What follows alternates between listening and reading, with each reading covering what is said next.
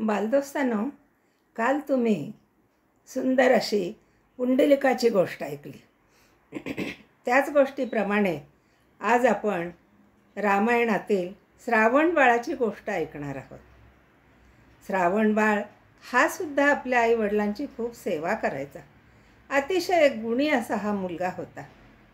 उत्तर प्रदेशातील केरबना नावाच्या गावात तो राहत होता. त्याचे मातापिता अंध होते, त्यामुळं त्याला त्यांची सदैव सेवा करायला लागायची आणि सगळं गाव ते पाहून खूप आनंदित असायचं, आश्चर्यचकित असायचं. एकदा त्याच्या आईवडिलांनी त्याला सांगितलं की आम्हाला तू काशीला घेऊन चल. तो म्हणाला हो नक्की जाऊ. पण त्याच्या लक्षात आलं की आपल्या आईवडिलांना दिसतही नाही आहे, रस्ता दिसणार नाही, आता काय करायचं. मग त्यानं एक कावड बनवली आणि त्या दोन्ही कावडीच्या तागड्यात आईवडिलांना बसवलं आणि खांद्यावर घेऊन तो चालू लागला. थोडं थोडं रोज तो चालायचा, धर्मशाळेत राहायचा. एकदा त्या उन्हाच्या तडाख्यामुळे आईवडिलांना तहान लागले आणि आईवडील म्हणाले, बाळ श्रावणा, आम्हाला पाणी आणून देशील का. तो म्हणाला हो, तुम्ही इथंच थांबा, मी पाणी आणून देईन.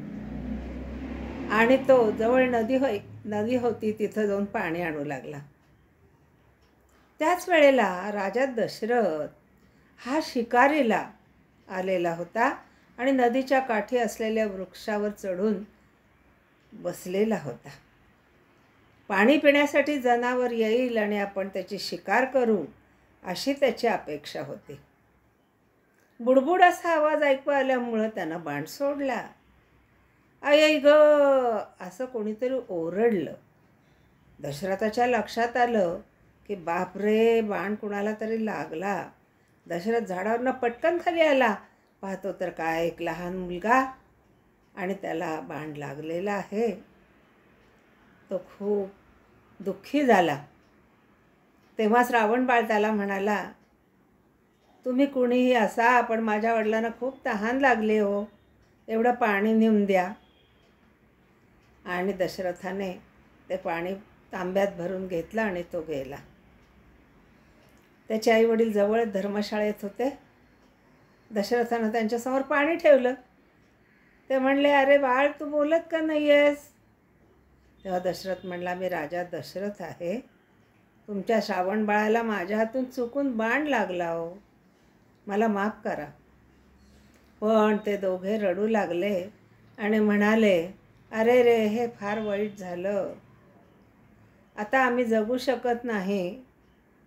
पण एक लक्षात ठेव, आम्ही जसं मुलाचं नाव घेत आत्ता मृत्यूजवळ करणार आहोत, तसंच तुझंही होईल. तुझ्या मृत्यूच्या वेळी तुझा मुलगा जवळ असणार नाही असा शाप देऊन त्या दोघांनी आपला प्राण सोडला.